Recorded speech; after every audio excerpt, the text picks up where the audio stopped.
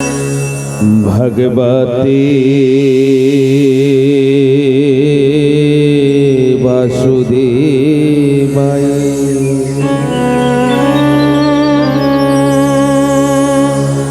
ओम नमः भगवते वासुदेवाय।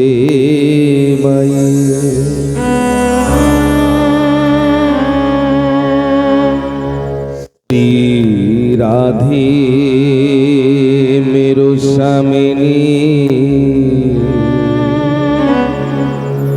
मेरा धे तेरो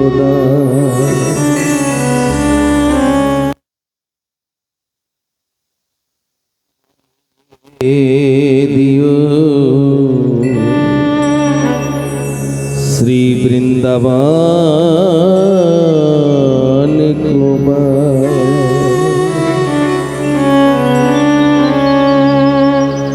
ओम भक्ति भगवान तो गुरु चतुर्नाम पपयब जिनों के पदबंधनों के नमस्ते भिगनो अनो।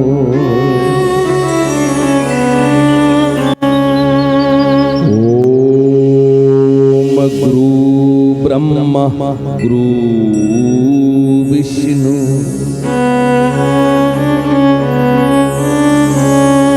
गुरुदेव महेश्वर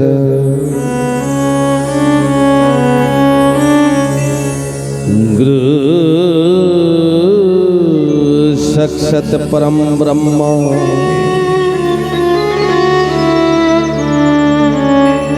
तस्मै श्री गुरुवे नमः।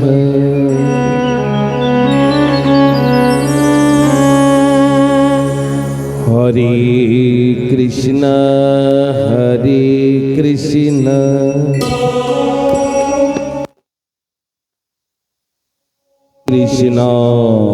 कृष्ण हरे हरे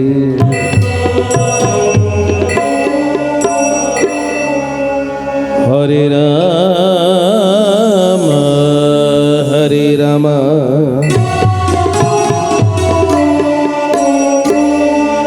राम राम हरे हरे।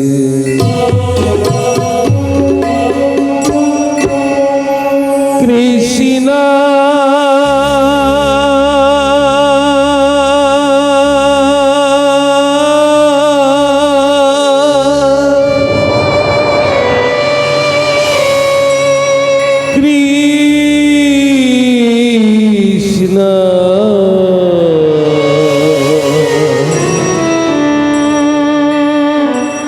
हरे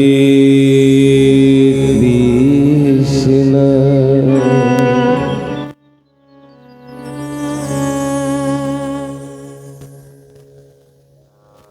अनंत कोटि ब्रह्मांडेर मालिक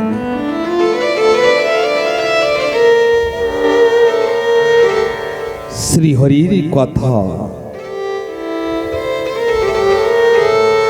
আমরা এক এক করে আজকের সপ্তম দিনে প্রবেশ করেছি। জানি না এই সুবর্ণ সুযোগ আর ফিরে আসবে কিনা।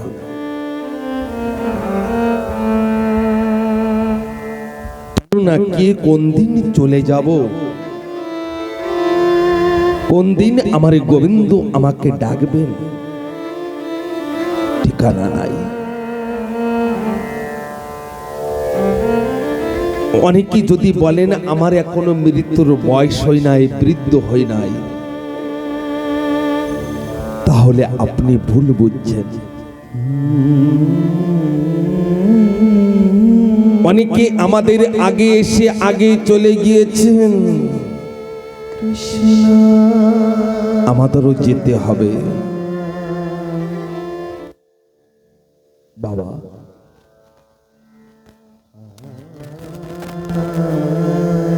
শ্রীকৃষ্ণ চৈতন্য মহাপ্রভুজি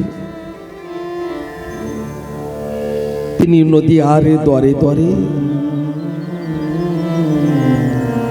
তিনি নিজে ভগবান হয়ে নিজের নামে নিজে কেঁদে এই জগৎবাসীকে ডেকে ডেকে বলেছিলেন, হে মানব, হরিনাম বিনয়ী জীবের আর কোনো গতি নাই, আর কোনো গতি নাই। আজকের আমাদের জীবনে এই সপ্তম দিন শ্রীমদ্ ভাগবত কথা শ্রবণ করার সুবর্ণ সুযোগ এসেছে।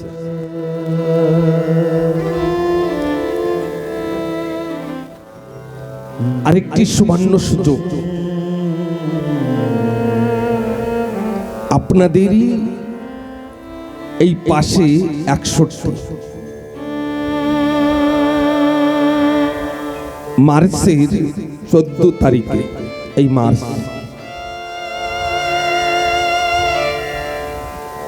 জানুয়ারি চলছে, ফেব্রুয়ারি, মার্চ,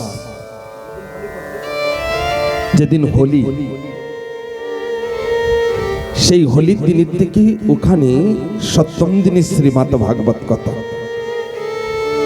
আপনারা শ্রবণ করতে পারবেন। আর আপনাদেরই সন্তান সনত কৃষ্ণ মহারাজজির দ্বারা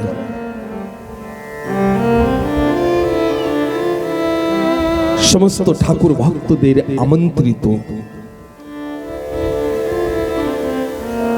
আপনারা শ্রীমদ্ ভাগবতে অবশ্যই আসবেন।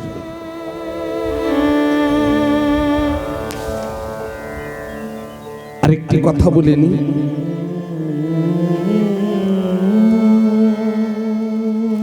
আপনাদের সন্তান নির্মল পাইক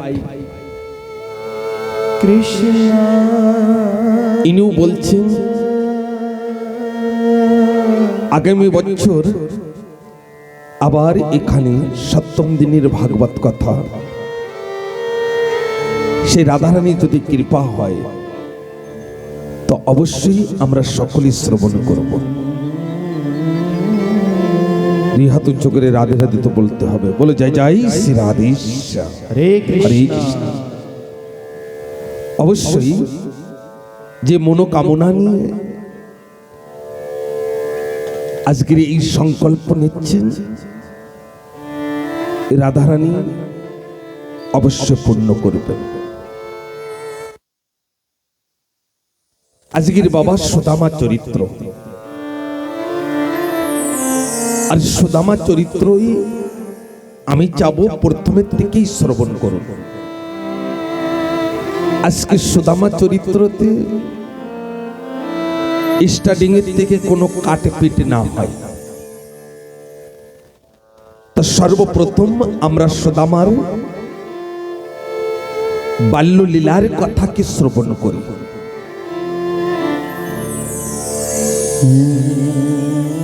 একটি কথাকে মনে রাখতে হবে, তবে সুদামা চরিত্র শ্রবণ করে আনন্দ পাওয়া যাবে। আমরা এখানে জান্ডা বিরাজমান আছি,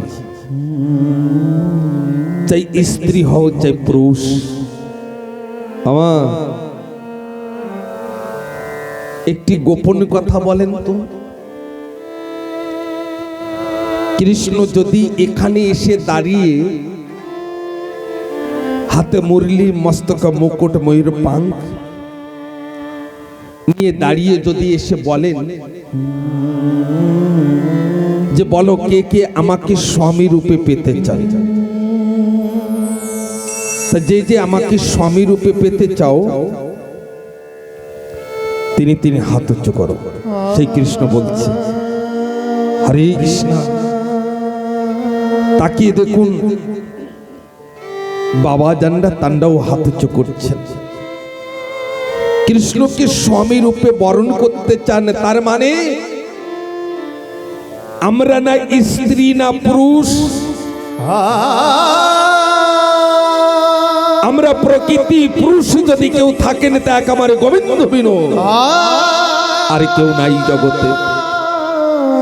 উনি তো প্রত্যেকটা জীবের স্বামী, প্রত্যেকটা বস্তুর স্বামী, প্রত্যেকটা কণির স্বামী আমার কৃষ্ণ। তাই আজকের আমরা জানডা এখানে আছি, এ কথা অনুভব করুন যে আমি সুদামা। আজকের ঠাকুরের বাড়িতে যে আমি ঠাকুরের কাছে কিছুই চাবো না, কিন্তু ঠাকুরকে দর্শন করব আর ঠাকুরের বাড়িতে যাব। সুদামার পিতার নাম ছিল মাতুকা, আর মাতুকার জীবনে অত্যন্ত দরিদ্রতা ছিল। মা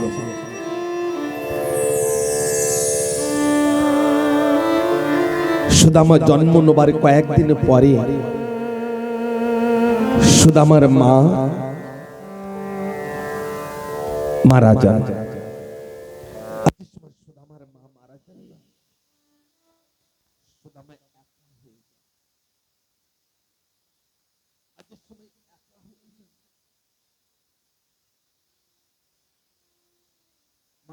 চিন্তন করেন আমার একটাই পুত্র সুদামা, একে কোথায় রেখে যাব? আমি তো নগরে ভিক্ষায় যাই। যে সময় নগর ভিক্ষায় যেতেন মাতুকা সুদামার হাত ধরে নিয়ে নগর নগরে ভিক্ষা করতেন। কি বলতেন? যদি কোনো মা দেখতেন তা বলতেন মামাম ভিক্ষাম দেহি, আর যদি কোনো বাবা দেখতেন তা বলতেন ভাবাম ভিক্ষাম দেহি। আর ভিক্ষা করে যা পেতেন না, ঠাকুরের নাম করতে করতে প্রসাদ তৈরি করতেন, আর সেই প্রসাদ ঠাকুরের ঘরে ভোগ লাগিয়ে সেই প্রসাদ কি পেতেন। কিন্তু মা সুদামার জন্য একা একা কি চিন্তন করতে থাকেন, একান্তে বসে। ছোটবেলায় যদি মা না থাকে কাছে, সেই সন্তানের ভিতরে আনন্দ থাকে না। মা কেন? সেই মায়ের আদর, মায়ের ভালোবাসা যদি না পাওয়া যায়, তার সন্তানের জন্য ব্যাকুল হয়ে ওঠে। আজকের মাতুকা মনে মনে চিন্তন করলেন, যদি আমি মারা যাই। আমা কি বলছেন? মাতুকা মনে মনে চিন্তন করছেন, আমি যদি মারা যাই তো কে আমার সুদামাকে লালন পালন করবেন? বাবা, আমরাও যে ধরাধামে বেঁচে আছি না, কারণ না কারোর জন্য বেঁচে আছে। যেদিন এই সংসারের থেকে মোহ উঠে যাবে, মায়া উঠে যাবে না, সেদিন থেকে সেদিনই প্রাণ পাখি উড়ে চলে যাবে। আজকে মাতুকা চিন্তন করছেন, আমার বৃদ্ধ বয়সে একটি সন্তান পেয়েছি সুদামা, আর পঞ্চম বছরের সুদামা কে কে লালন পালন করবে, কে কে ভালোবাসবে। এই কথা চিন্তন করতে করতে মাতুকা তিনি সন্দেবনী ঋষির আশ্রমে যান। আর সন্দেবনী ঋষির আশ্রমে যে সময় গিয়েছেন, সন্দেবনী ঋষির সঙ্গে সব কথা বললেন। কি কথা? হে ঋষি, আমার সুদামার আপন বলতে জগতে কেউ নাই। আমি যদি মারা যাই, আমার সন্তানকে কে লালন পালন করবে? বাবা, মাতুকা সুন্দর কথা বললেন। মা কি কথা বললেন?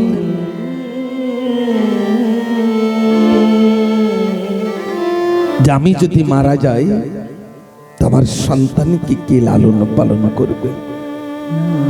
আমরাও কিন্তু সেই চিন্তন করি, যদি আমি মারা যাই তা আমার সন্তানকে কে লালন পালন করবে। কিন্তু সন্দীপনী ঋষি বলছেন, মাতকা ও মাতকা, যেদিন একটি সন্তান পিতার মস্তকের থেকে মাতৃগর্ভে আসে, 10 মাস 10 দিন মাতৃগর্ভে থাকে, সেই মাতৃগর্ভে খাবার দাবারের ব্যবস্থা, আহারের ব্যবস্থা কে করেন? সে তো আমার গোবিন্দই করেন না। সন্তান ভূমিষ্ঠ হবার আগেই মারি স্থানে ঠাকুর তিনি দুগ্ধ পাঠিয়ে দেন। আর যতদিন এই ধরাধামে জীবিত থাকব ততদিন ঠাকুর আগে থাকতে অন্যের ব্যবস্থা করে এই মানবকে, এই জীব জন্তু পশু পক্ষী সকলকে ধরাধামে পাঠিয়ে দেন। একটি হাতি থেকে নিয়ে একটি সূক্ষ্ম জীব পর্যন্ত এই পালনের দায়িত্ব তো আমার শ্রীহরি স্বয়ং তিনি নিয়েছেন। কেন চিন্তা করো? ধরাধামে এসেছে মাতু ওই সুদামা, সুদামাকে লালনের দায়িত্ব তো আমার ঠাকুর তিনি নিয়েছেন। বাবা, মাতুকারের ভিতরের থেকে চিন্তা চলে গেল যে আমি বৃথা আমার সন্তানের বিষয় কেন চিন্তন করি? আমার সন্তানের দেখার জন্য তো আমার শ্রীহরি স্বয়ং আছেন, আমার ঠাকুর আছেন। আমি কি দেখার মালিক? বাড়িতে এসে বাবা, মাতুকা তিনি ওই 20 ঘরের ভিতরে শয়ন করছেন। আর মাতুকা বুঝতে পেরেছেন যে আমার মৃত্যু নিকট এসেছে। মাতুকা সুদামাকে ডাকছেন, সুদামা, কৃষ্ণ ও সুদামা। আর সুদামা ছুটতে ছুটতে নিজের পিতার সম্মুখে এসে 2 হাত জোড় করে বলছেন, বাবা, বাবা, আমাকে ডেকেছেন। সুদামার হাত ধরে সুদামার পিতা মাতুকা তিনি সুদামাকে বলছেন, সুদামারে, আমি শরীর ছেড়ে দিচ্ছি, আমাকে নিজের বাড়িতে যেতে হবে। আমার ঠাকুর আমাকে ডেকেছেন, আমাকে যেতে হবে। সুদামা তিনি বলছেন, বাবা, তুমি তো তোমার নিজের বাড়িতেই আছো, তোমার নিজের ঘরেই আছো। মাতুকা বলছেন, সুদামা তুমি বুঝবে না। 2 হাত উঁচু করিয়ে আজকের মাতুকা তিনি বেবর হয়ে কাঁদছেন, আর ঠাকুরকে ডাকি ডেকে বলছেন, ঠাকুর, আমার সুদামার আপনে বলতে জগতে কেউ নাই, কৃষ্ণ তুমি ভিন্ন আপনে বলতে কেউ নাই। তুমি দেখো আমার সন্তানকে, আমার সুদামাকে। এই কথা বলেই সুদামার মস্তকে হাত দিয়ে মাতুকা তিনি নিজের শরীর ছেড়ে দিয়েছে। মা, মাতা পিতার মৃত্যুর সময় 1 মিনিটের জন্য এদিক ওদিকে থাকবেন না। মৃত্যুর সময় যদি একবার আপনার পরে দৃষ্টি পড়ে আপনার জন্মদাতা মাতা পিতারে, তাহলে আপনার জীবনই ধন্য হয়ে যাবে, আপনার জীবনই ধন্য হয়ে যাবে। আজকের সুদামা বিভোর হয়ে কাঁদছে আর বলছেন, বাবা, কে আমাকে লালন পালন করিবে, কে আমাকে আদর করিবে? আমি কাকে বাবা বলে ডাকবো? কাকে আমি বাবা বলে ডাকবো? মা, ও মা, এই জগতে যখন যখন যে বস্তু থাকে না নিজের কাছে, তখনই সেই এই মানব নিজের বস্তুর মর্ম বোঝেন না। যখনই মাতা পিতা থাকেন অনেকে মাতা পিতার মর্মই বোঝেন না, আর যে সময় মারা যান না সেই সময় ঘরের ভিতরে ফটকা টানিয়ে ধূপকাঠি জ্বালিয়ে দিয়ে পুজো করতে থাকেন। মাতা পিতা জীবিত থাকতে অবশ্যই মাতা পিতাকে সেবা করুন। সাধুগণ তান্ডা বলেছেন মাতা পিতা গাছের গোড়া, হরি গাছের ফল। মাতা পিতাকে যদি সেবা না করেন না, মাতা পিতাকে যদি অনাদার করেন, তা আপনার গোবিন্দ আপনার পরে সন্তুষ্ট হবেন না, আপনার গোবিন্দ আপনার পরে রুষ্ট হয়ে যাবে। ওই কয়েকদিন হয়তো চিন্তন করতে পারে না আমি খুব সুখী আছি, না, আপনার মতন দুঃখিত এই জগতে কেউ নাই। এই ঠাকুর ভক্তগণ, সুদামা বাবা বাবা বলে ডাকছেন, কাঁদছেন। এমন সময় সন্দীপনী ঋষি তিনি জানতে পারলেন সুদামার আপনে বলতে জগতে কেউ নাই। তাকিয়ে দেখুন না, এই জগৎ থেকে কেউ আপন বলতে আছে? কেউ নাই।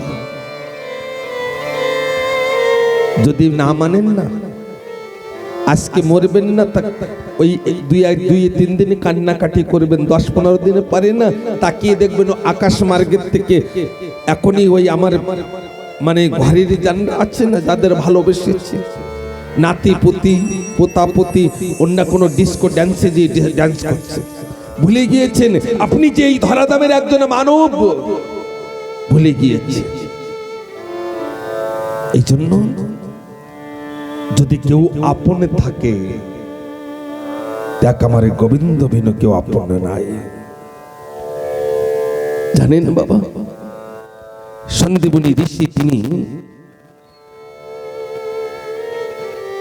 কয়েকজন শিষ্যদের পাঠিয়ে সুদামাকে গুরুকুলে নিয়ে আসলেন। আর গুরুকুলে এসে সুদামা চুপ করে বসে থাকতেন, কারোর সঙ্গে কথা বলতেন না, খেলা করতেন না। বাবা একটা কথা বলবো, এই সংসারিক খেলা খেলতে খেলতে যখন মন ভরে যায় না, তখন আর কিছুই ভালো লাগে না, কিছুই ভালো লাগে না।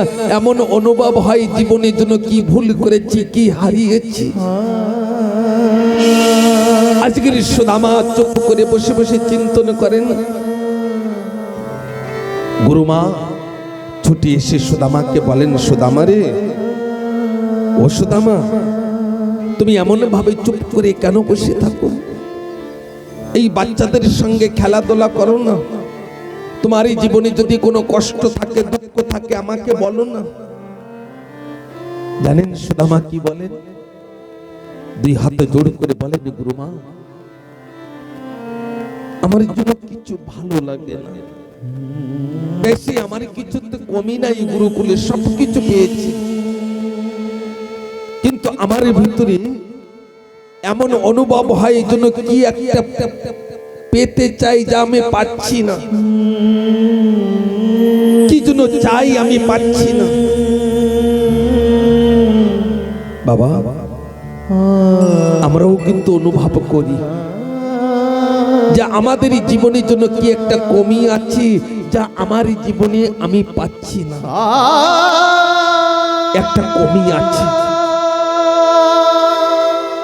হে ঠাকুর ভক্তগণ, আজকে মথুরা থেকে কৃষ্ণ আর বলরাম ওই সন্দীপনী ঋষির আশ্রমে শিক্ষা গ্রহণ করতে এসেছে।